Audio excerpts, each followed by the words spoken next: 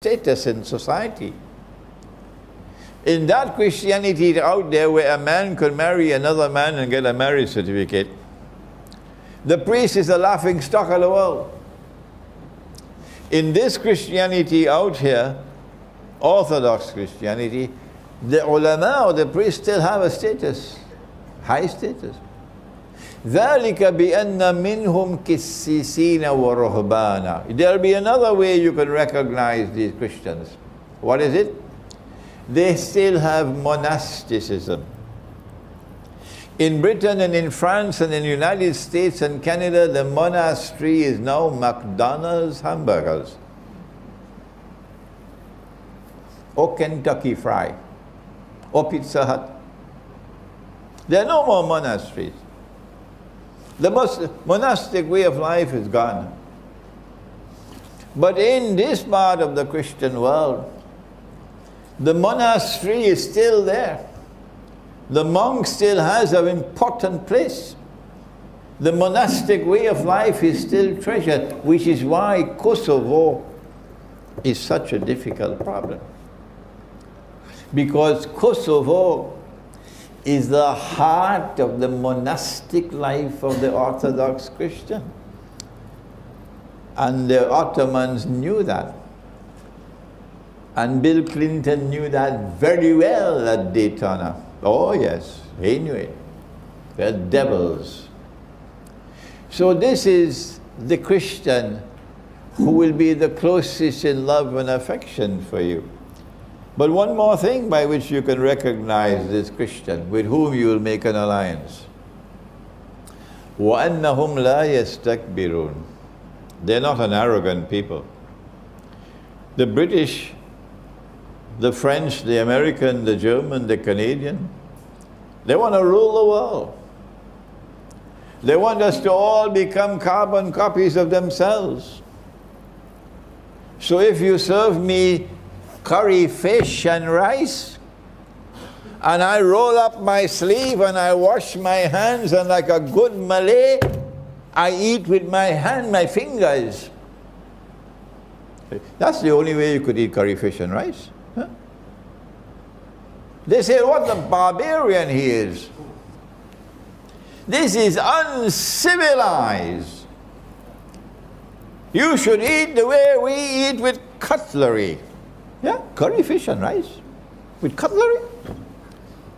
You must dress the way we dress. Take off that dirty beard from off your face. A civilized man is clean shaven. A civilized man wears a shirt and trousers and jacket and tie. I say that's arrogance. And there are many who say the same thing as that. That's arrogance. I went to Russia, and when I went to Russia, I saw lots of beards. Oh yes, lots of beards in Russia. These are not an arrogant people. They don't want to rule the world. They don't want to transform all of mankind into carbon copies of themselves. وَلَن تَرْضَى عَنْكَ الْيَهُودَ وَلَا النَّصَارَ حَتَّى تَتَّبِعَ مِلَّتَهُمْ. No, that's those Christians. These Christians are different. So Allah is telling you as plain as a billboard on the road to the airport. These are the Christians who in Akhirul Zaman will be closest in love and affection for you. And you have to build alliances. He says that. He says, Al-kafiruna ba'aduhum awliya'u ba'd. The kuffar are constantly building alliances amongst themselves. Shall I repeat it? Al-kafiruna awliya ba'aduhum awliya'u ba'd. The kuffar are constantly building alliances amongst themselves.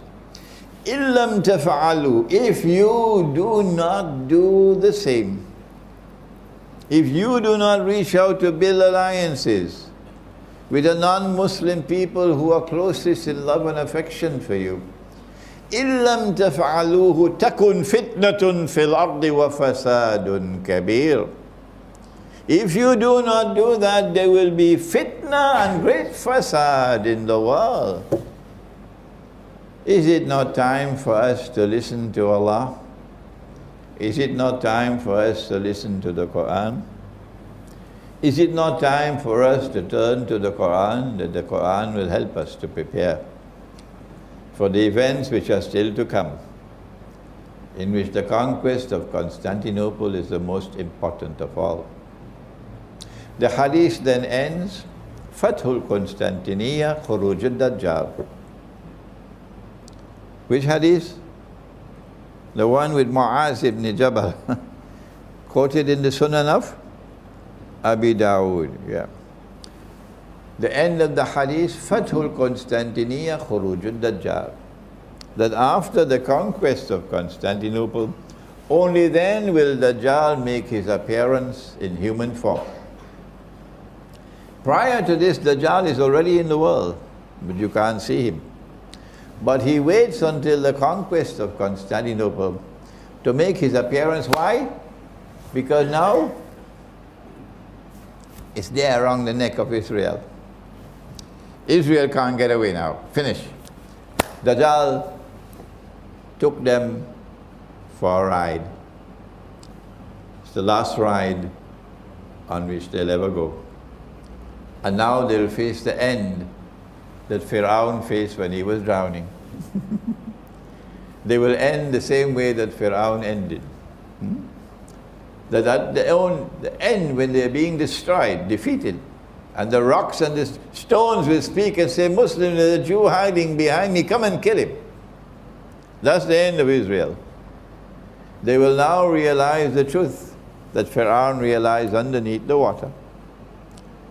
And they will die accepting that truth, as Fir'aun died accepting the truth and knowing you're going into the hellfire.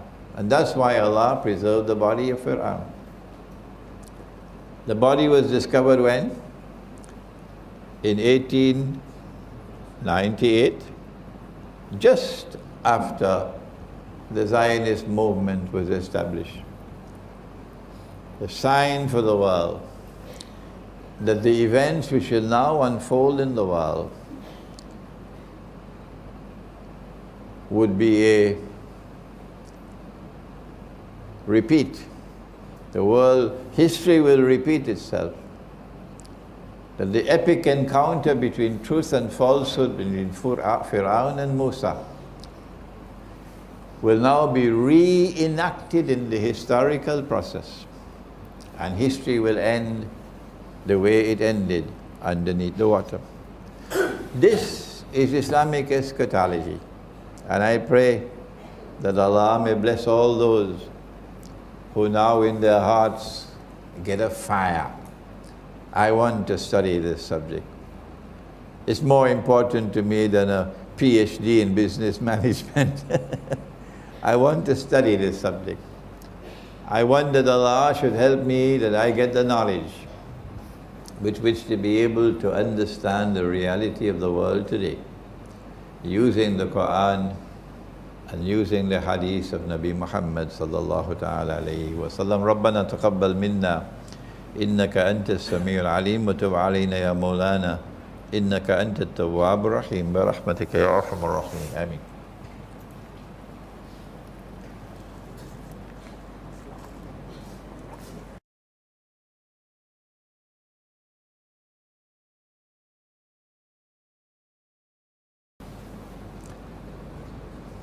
We have some time before Maghrib. Should we have questions? Okay. Dr. Rusli is in charge. And Dr. Rusli says you have a chance to ask any questions you want. Yeah. Number one. Oh, only one question. One.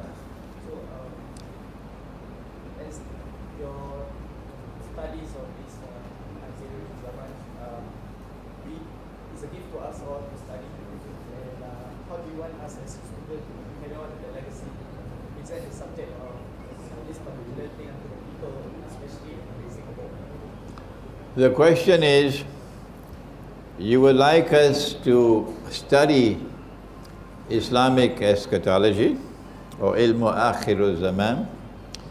But when we study the subject, what's the method by which we could teach it to others? Okay. My latest book, just published 1 month ago or 2 months ago, is called Methodology for the Study of the Quran. I don't have a volunteer as yet to translate it to Bahasa, Malaysia. We have someone translating it to Bahasa Indonesia. So would Bahasa Indonesia work here? Huh? If we publish it, Indonesia? Because I'm not getting any volunteer to translate it to Bahasa Malaysia.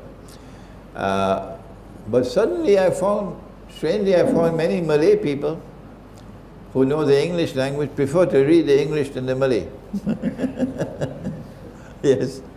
So I would suggest to you, study that book, Methodology for Study of the Quran.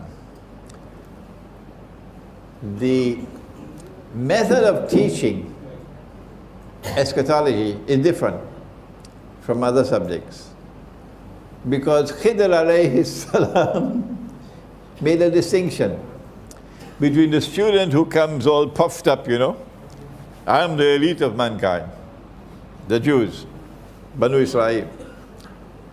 And Khidr alayhi salam said, you can't be my student. No. إِنَّكَ لَن تَسْتَطِيعَ مَعَيَّ الصَّبْرَ. You can't show patience with me. وَكَيْفَ تَصْبِرُ عَلَى مَا لَمْ تُحِطْ بِهِ خُبْرًا. And how can you be patient in respect of that knowledge which lies beyond your capacity to comprehend? How can you be patient in respect of knowledge which lies beyond your capacity to comprehend? وَكَيْفَ تَصْبِرُ عَلَى مَا لَمْ تُحِطْ بِهِ خُبْرًا. If you want to study with me, then my condition is, don't ask any questions. Don't ask me any question. A teacher doesn't teach that way. No. A teacher has to be showing and guiding his student gently and being patient with the student. But this Khidr is saying to Musa alayhi salam, don't ask me any questions. No, I will explain to you, cutting him down to size.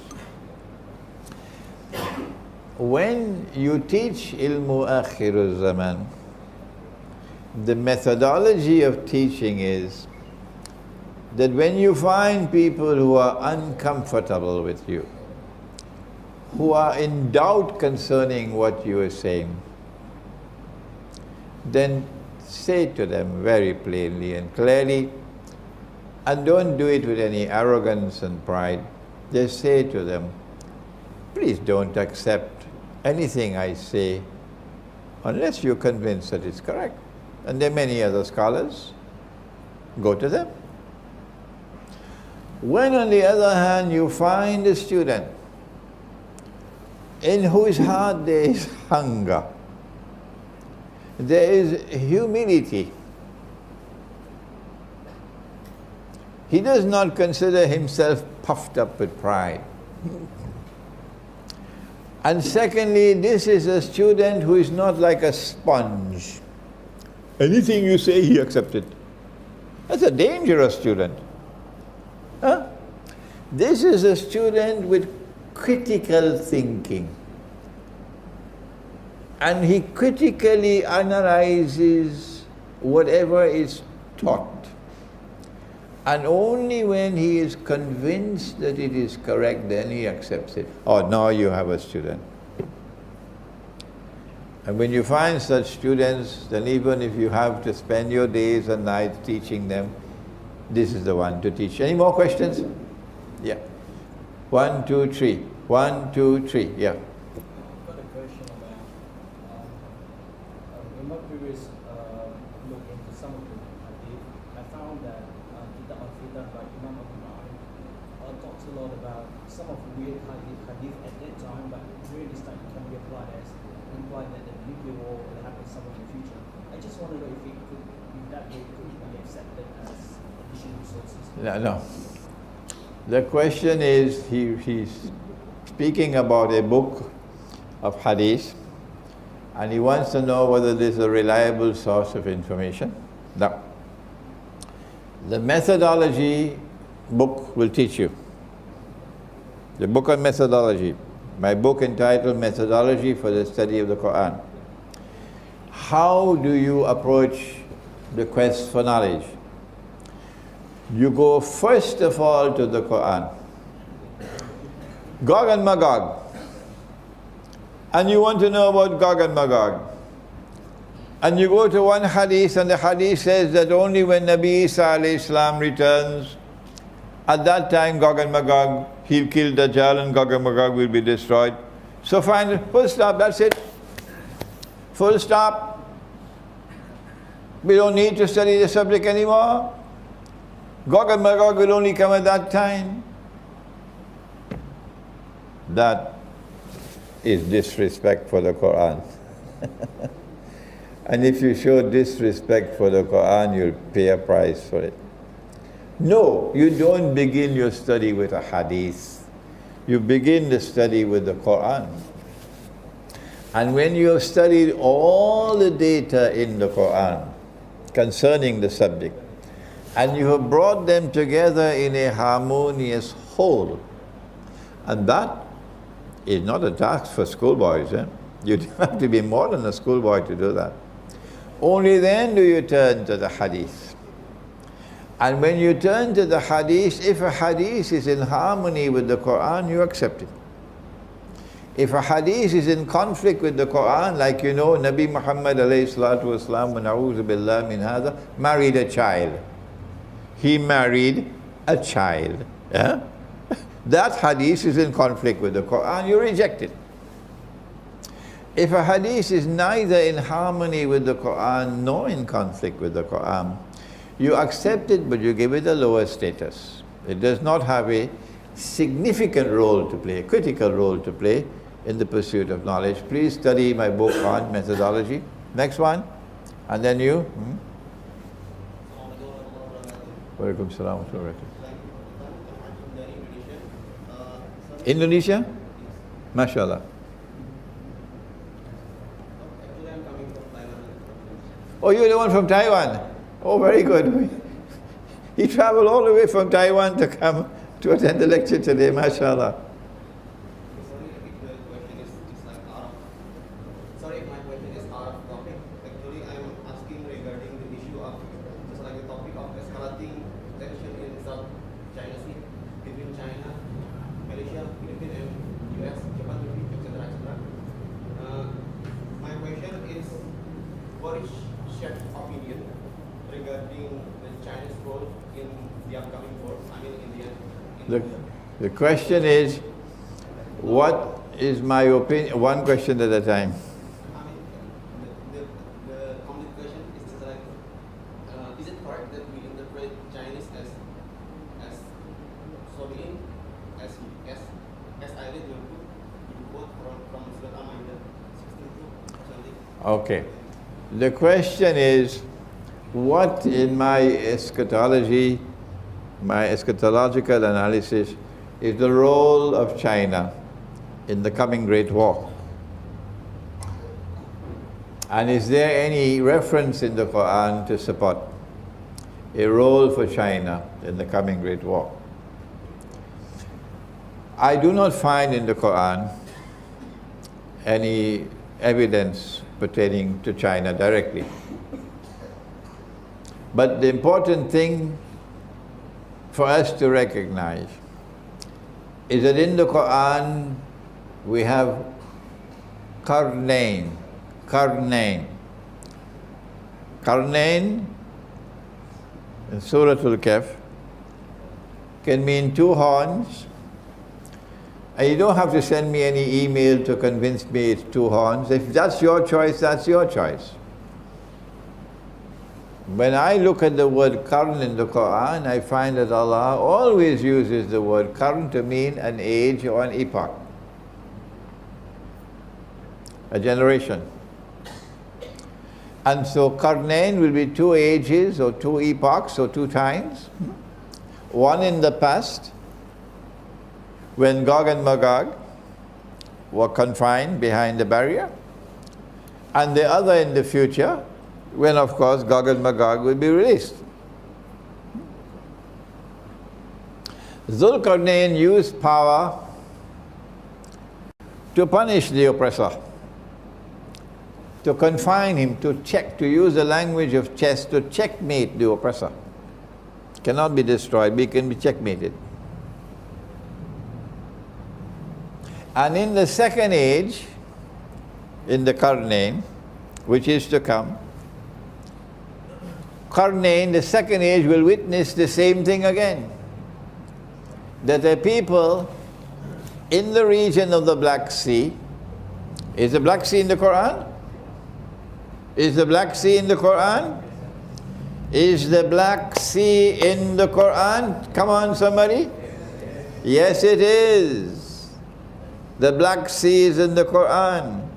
In which surah? In Suratul Kahf. Aynun Hamiyah. Zulkarnain reached to one end of the land, Aynun Hamiyah, meaning a body of water which is dark and murky, and it's the Black Sea. And in that region of the world in which the Black Sea is located, the second age will emerge of Qarnain. It's two currents. That power will emerge in that region of the world, and that power will be built by Allah. Allah will make it powerful. And that power will rest on foundations of faith, not godlessness. And that power will be used in the second qarn as it was used in the first qarn, to stand up and resist the oppressor, and to support the oppressed and those who have faith and are righteous in conduct. This is Russia. This is Russia's role today. Russia is turning away from communism, away from Marxism, but there are those who are still sleeping, so let them sleep. And Russia is returning to Orthodox Christianity.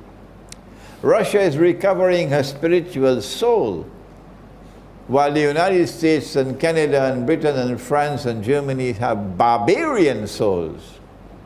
A man can marry another man and get a marriage certificate, and you call that something progressive, something worthy of commendation? That's progress? You must be sleepy. If Russia is standing up against the oppressor in the second qarn, then whoever stands with Russia is on the right side.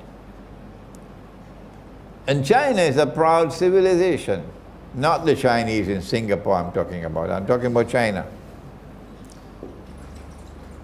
China will not bend her knee to the oppressor who wants to rule the world.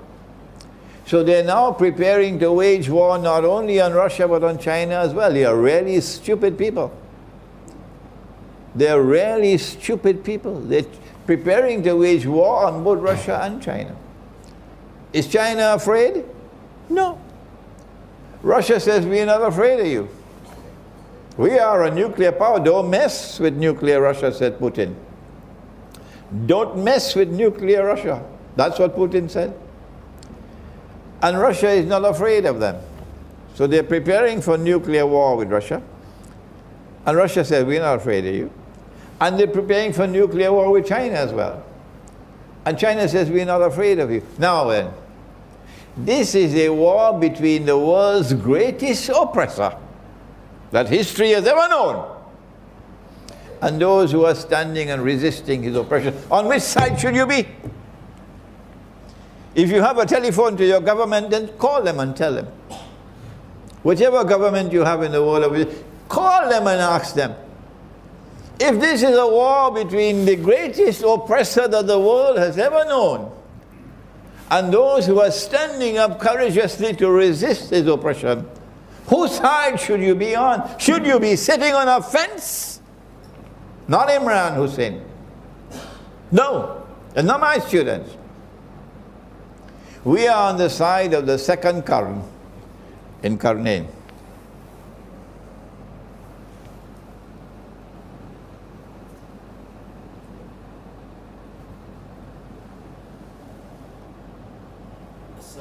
Walaikum salam. You have always mentioned in many of your lectures about the coalition of Russia, China, but it also includes India, who are also actually very closely tied to Israel and also the US, especially on the IT side. So perhaps you can elaborate further. Okay. Among the countries that I no longer travel to is India. Because while India is a member of BRICS, and India is proud of her friendship and alliance with Russia, India has now become Israel's most strategic ally in the world. I think India is more important than the United States now to Israel.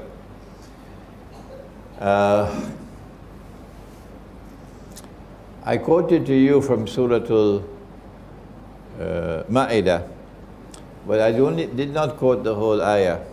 I only quoted the second part, that you have to look for those who are going to be your allies. And I said the natural ally is the one who is going to be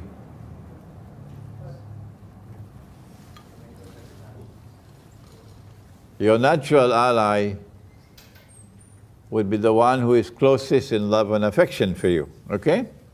That is the Surah Al-Ma'idah, towards the end of the surah. However, before that, the ayah begins with a statement, لَتَجِدَنَّ أَشَدَّ النَّاسِ عَدَاوَةً لِلَّذِينَ آمَنُوا الْيَهُودِ, that you will most certainly find in time to come, as you found at the time of the Prophet ﷺ, it's Fi'l Mudariya, that those who will be the most hostile of all people to you would be the Jews. This happened in the time of the Prophet ﷺ, and then for 1,000 years after that, we had no problems with the Jews, no. We protected the Jews in our civilization. And then came the emergence of the Zionist movement, at the same time when the body of Pharaoh was discovered. And now the Jews have become the people with the greatest hatred for us, exactly as Allah said in the Quran. But He goes on to say, وَالَّذِينَ أَشْرَكُوا, that in addition to the Jews, there will be another people who will have the greatest hatred in their hearts for you. Now, while there are Hindus whose hearts are not corrupted with hatred for Muslims, while there are Hindus who are sincerely, I don't blame them at all, sincerely puzzled and troubled with 800 years of Muslim rule over Hindu India. And they cannot stomach it. If I was a Hindu, I would also be tremendously troubled over 800 years of Muslim rule over India, because it was not Islam. It was Islamic imperialism ruling over India. And I would oppose it. If I were a Hindu, I would oppose that Muslim rule over India. And if I were an Orthodox Christian, I would hate the Ottoman Empire. Oh yes. And hate Islam, because this is Islam, Ottoman Empire. If I were an Orthodox Christian, I can't blame the Orthodox Christian for his hatred for Islam because of what the Ottoman Empire did. And I can't blame the Hindu as well. Because what these Muslims did, the Mongols, was to impose Islamic imperialism upon India. So yes, you have to make a distinction between those Hindus whose hearts are troubled by this Muslim imperialism, but who are a people who do not have that genital hatred for Islam inside of them. There are another Hindu people who are like that. And Allah is referring to these Hindus. The same way as in Britain, in France, in Germany, you find Christians who are decent people. Yes. You'll find Christians who don't like what the government is doing at all. And then you'll find other Christians who are very, very much steeped in hatred for Islam. So Allah is saying in the Quran that in addition to Al-Yahud, there'll be another people who will show the greatest hatred for you in Akhir Zaman, and these are people of Shirk. Hindu India, that part of Hindu India which is hostile to Islam, falls in that category. Any more questions? Yes? Last question. Last question. Okay, last question. My name is Bakhtiar. I'm from Uzbekistan. Uzbekistan. MashaAllah. We have someone else from Uzbekistan here today. Yeah. I would like to say that I witnessed the time that I was born during the Soviet time here, and I witnessed the time that the post-Soviet era also. My question is regarding the fight of Constantinople. Is it going to be that the Muslims going to fight each other?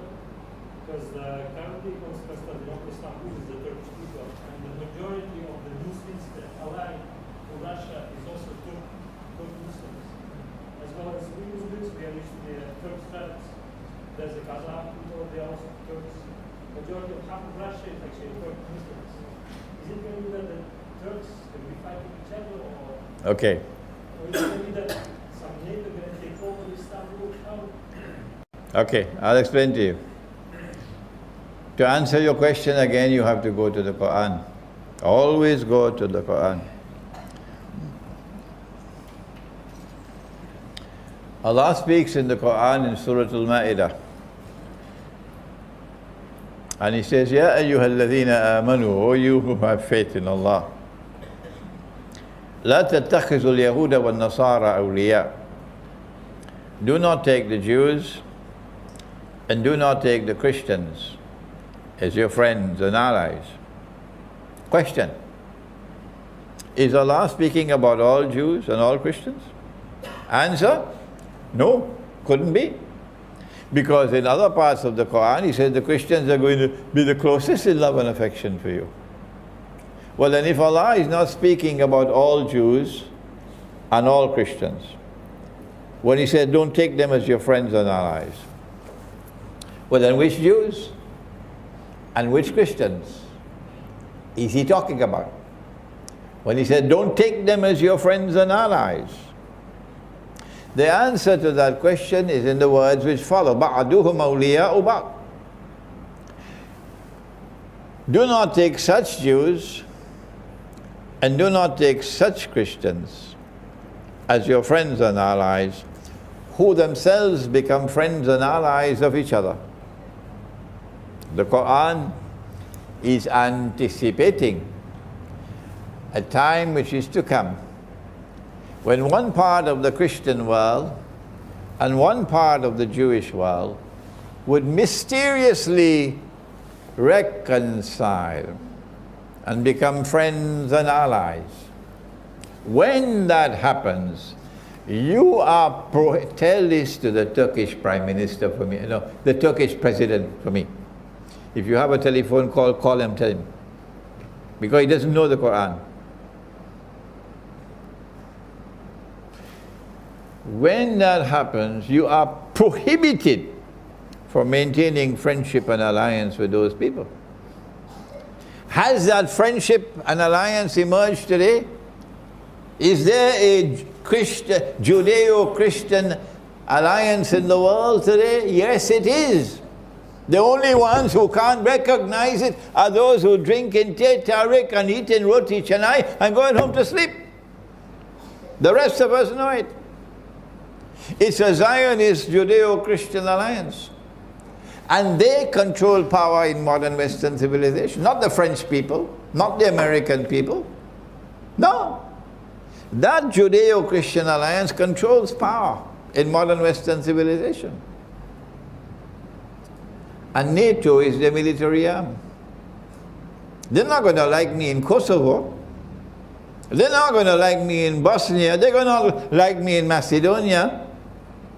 They're not going to like me in Albania. But this is the truth. This is the truth. This is the Quran. So it's time for Albania to wake up, and Macedonia and Bosnia to wake up, and tell Bill Clinton to go, get lost. And tell that to Kosovo as well. If you turn to that Judeo-Christian alliance with friendship and alliance, what's the price you pay? Listen to the Quran. The Quran is absolute authority. You can't challenge the Quran. No. Allah says, وَمَنْ يَتَوَلَّهُ مِنْكُمْ فَإِنَّهُ مِنْهُمْ.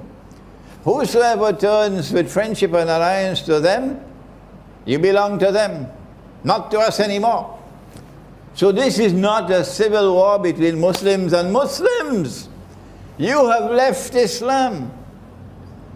When you join NATO, and you're proud and happy to be a member of NATO, and now you're becoming NATO's Trojan horse after the failed coup d'etat.